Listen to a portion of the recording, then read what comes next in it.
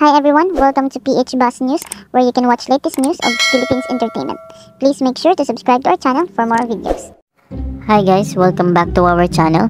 Pag-uusapan naman natin muli si Sharon Cuneta. Napag-usapan nga natin sa ating previous vlog na meron movie si Sharon Cuneta kasama si Alden Richards at mapapanood ito sa Metro Manila Film Festival at sana ay suportaan natin ito. Ngayon naman, ang latest chika tungkol sa megastar na si Sharon ay meron nga itong upcoming concert with Gabby Concepcion na ang title ay Dear Heart Reunion Concert at mapapanood ito sa MOA Arena sa October 27, 2023 at sana ay panoorin natin at suportaan natin ito.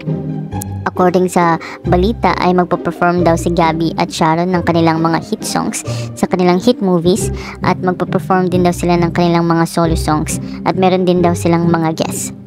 Kung matatandaan natin ay sumikat nga ang love team ni Sharon at Gabby noong 1980s at kinasal pa sila sa totoong buhay noong 1984 at naghiwalay noong 1987 at meron silang isang anak na si Casey Concepcion.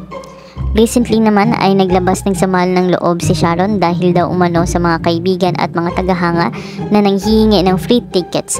Ang sabi ng megastar, tuwing magkaka-concert ako pinakasumasakit ang ulo ko. Hindi ko sa gagawin na show kundi sa dami ng humihingi ng complimentary or libreng tickets.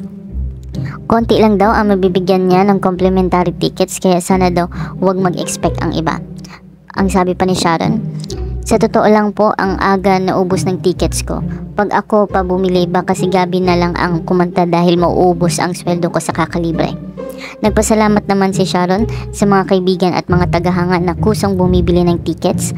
Ang sabi ni Sharon, kaya nagpapasalamat po ako sa mga lahat ng friends at family members ko na di na ako iniistorbo at kusang bumibili ng tickets nila.